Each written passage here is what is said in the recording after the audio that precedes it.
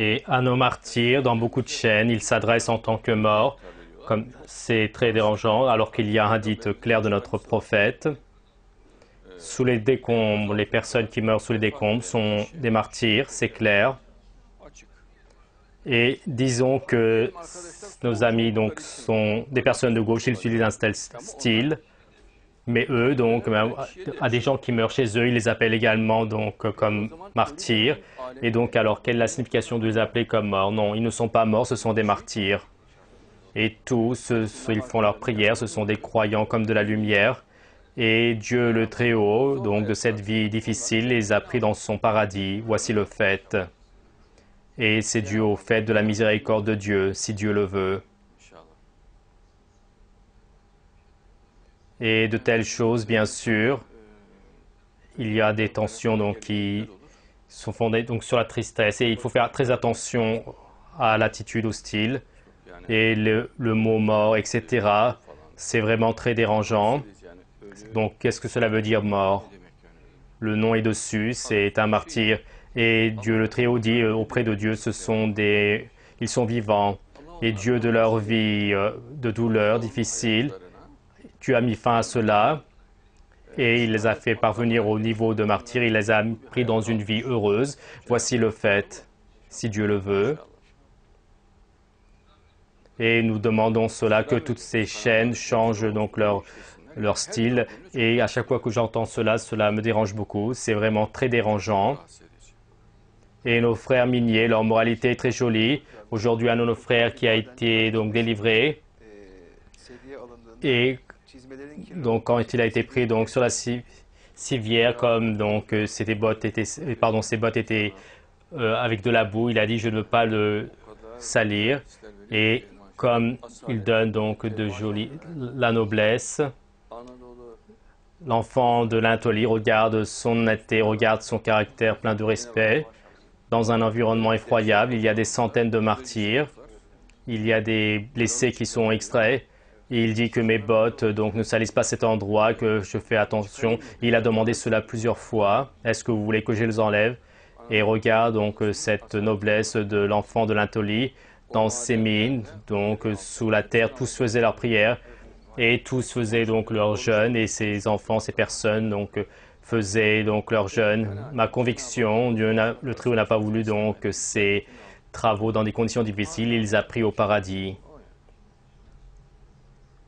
Et surtout la question de deuil, qu'ils ne comprennent pas mal, donc c'est dans le sens du respect pour être concentré sur l'affaire, l'intérêt, sinon donc se frapper dessus, pleurer, s'attrister et avoir des souffrances, ce n'est pas cela. Ceci sera de l'associationnisme et c'est très illogique, il n'y a pas d'utilité ni de compréhension à cela et vis-à-vis de Dieu, cela sera une attitude qui ne s'y est pas. Mais à l'échelle mondiale, comme c'est une tradition, les drapeaux donc sont abaissés, il n'y a pas de programme d'amusement, mais donc on ne rira pas, on pleurera constamment, on souffrira. Ce n'est pas en ce sens, si Dieu le veut, et que cela ne soit pas mal compris. Et nos frères qui sont tombés martyrs dans cet accident des mines, et qui leur donnent 2 fois plus de salaire, c'est nous qui allons leur donner leur argent. Et donc ceci versera de l'eau dans tous les cœurs, cela donnera de l'apaisement. Tout le monde sera content, heureux de cela. Et faisons de l'économie dans d'autres endroits, mais pas là-bas. Il ne peut pas y avoir d'économie là-bas, si Dieu le veut. Et ces personnes, ces miniers, les chaussettes trouées, cela fait beaucoup mal à la personne, cela va déranger. Et donc le respect de cette personne, mon lion, et il a dit plusieurs fois, il a dit mes bottes sont sales, que je ne salisse pas cet endroit. Regarde l'éducation de l'enfant de l'Anatolie. Et il y a un très grand événement là-bas, n'est-il pas? Les martyrs sont déterrés, enlevés, il y a des blessés. Et dans un tel environnement, une telle courtoisie,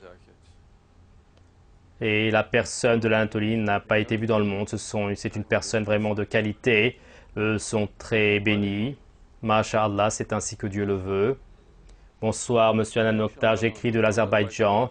Et donc, dans la catastrophe de Soma, on se sent très mal à l'aise. Est-ce que vous pouvez dire donc vos pensées? Non, il ne peut pas y avoir une chose comme qu'on est mal. Cela sera illicite. Cela sera une révolte contre Dieu. Donc, s'attrister, souffrir, pleurer, toutes ces choses, ce sont des révoltes. Et ce qu'on appelle donc le deuil, c'est le respect. Nos frères, donc, qui sont tombés martyrs, le nom de cela, c'est le deuil. Et tu abandonneras tes propres affaires et tu t'occuperas de leurs affaires, n'est-il pas? Et tu t'occuperas de leur sérénité. C'est cela le deuil. Et ceux qui font de l'égoïsme, il ne fera plus de l'égoïsme. Et donc avec sincérité, il se soutiendra nos frères. Sinon, le fait que tu pleures, que tu t'attristes, qu'est-ce que cela leur fera à eux, n'est-il pas? Et eux, par exemple, le salaire qu'ils vont recevoir et donc donner des conseils au gouvernement que leur salaire soit multiplié par 2, que le salaire qu'ils prennent soit multiplié par 2. Ceci sera un apaisement et eux n'ont pas besoin de tes larmes des yeux. Et car donc, le fait qu'ils sont tombés martyrs, c'est une appréciation de Dieu et Dieu les a enlevés de cette vie difficile. Il les a pris dans son paradis, il les a pris dans une vie remplie de joie. Mais donc, ce qui reste derrière, ce sont leurs familles et il faut les aider. Sinon, ne pas rire, ne pas parler constamment, donc avoir un visage donc tiré, etc. Ceci fera rire le diable et cela fera rire le diable. Le musulman ne peut pas avoir une telle attitude.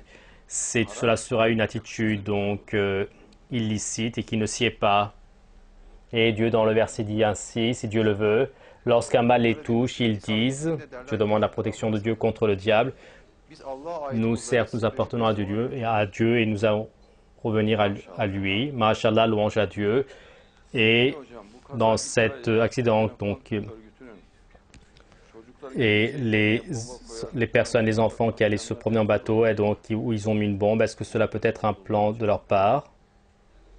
C'est-à-dire donc bien sûr qu'ils insistent sur donc la probabilité du sabotage. Il ne faut pas simplement dire que c'est un sabotage. Oui, il est possible que cela soit un sabotage. Et concernant donc l'accident minier, la colère a augmenté, a-t-il dit. Et alors que la société donc pour augmenter ses bénéfices diminuait sur les dépenses, mais il n'y aura pas d'une chose comme quoi donc ils ont fait de l'économie sur la sécurité. De toute manière, donc, envoyer nos frères dans cette mine, c'est erroné. En Europe, il y a des grandes donc, machines qui creusent sous terre. Ils les commandent de manière électronique et la personne commande de là où elle est assise. Mais qu'est-ce que 2000 personnes ont à faire sous terre? Et c'est un événement très, très risqué. On prendra des mesures, mais ceci également n'est pas suffisant.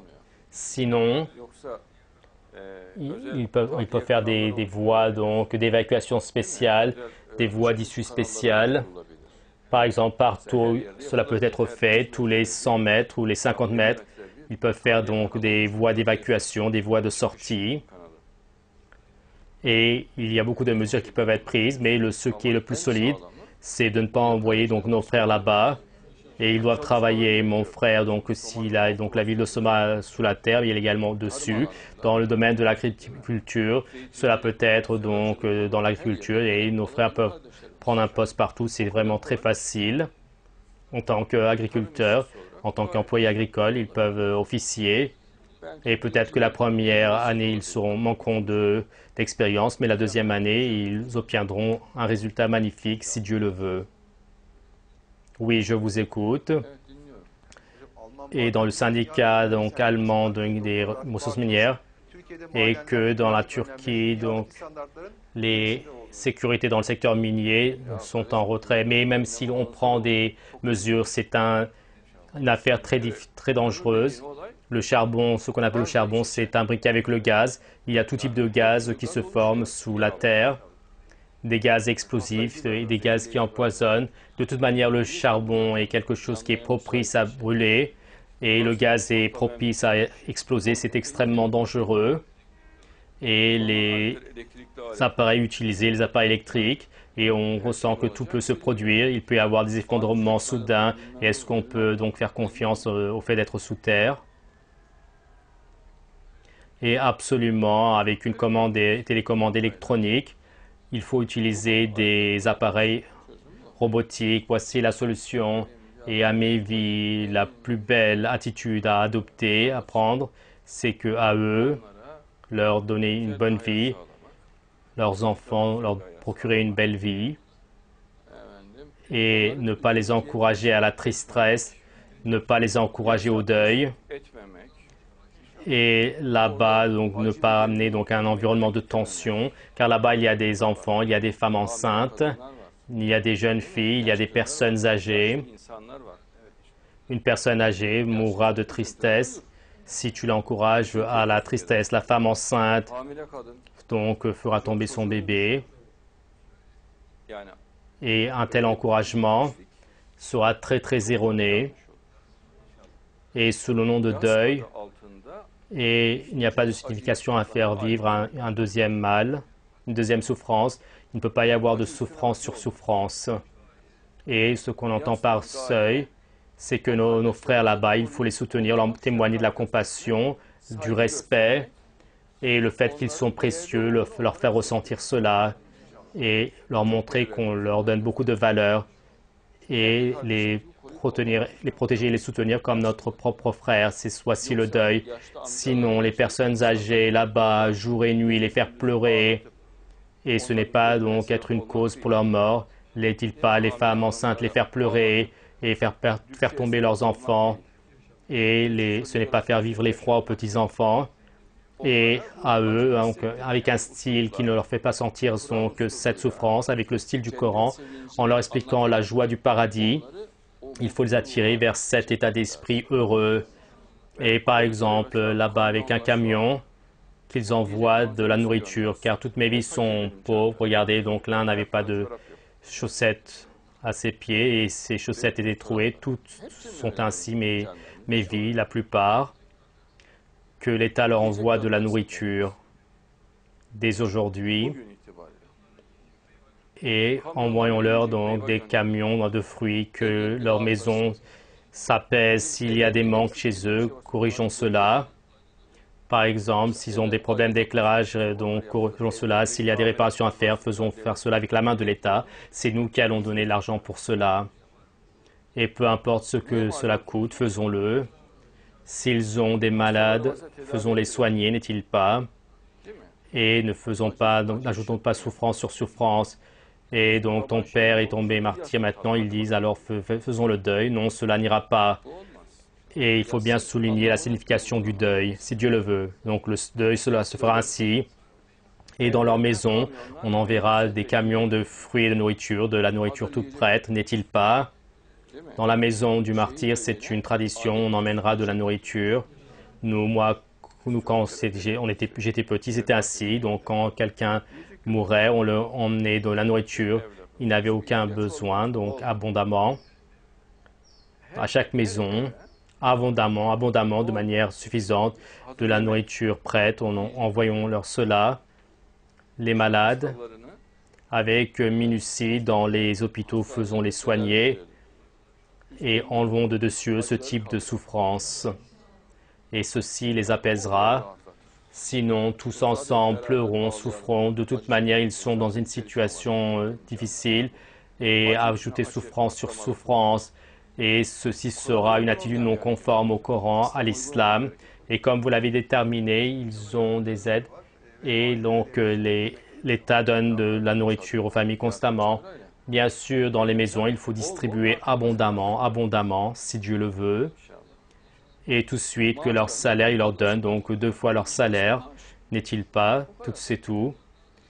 Et tout ce qui les gêne, donc qui les opprime, enlevons tout cela. Ils sont tombés martyrs, ceci est un honneur. Et même dans le sud-est de la Turquie, nos frères tombés martyrs, on a pris une précaution, on a pris des mesures Quand Dieu veut donc, quand Dieu veut des martyrs, il les prend. Si ce n'est pas là-bas, il les prend ailleurs. D'une manière ou d'une autre, Dieu prend les martyrs. Car c'est écrit dans le verset, ils attendent les autres martyrs. Cela veut dire que les martyrs, il y a constamment des martyrs, ceci est la loi de Dieu. Que Dieu à nos martyrs au paradis leur accorde toutes les beautés et que Dieu, donc d'une vie pleine de souffrances et dans une vie joyeuse, riche, pleine de bénédictions, les a pris dans une vie éternelle. Dieu le Très-Haut les a pris dans cette vie. Et en un moment, donc, tous sont passés au paradis, si Dieu le veut. Et donc, en un clin d'œil, si Dieu le veut. Que Dieu à leur famille ne fasse pas souffrir leur famille. Et que Dieu, donc ne faisons pas vivre cette tension encore plus à ces familles.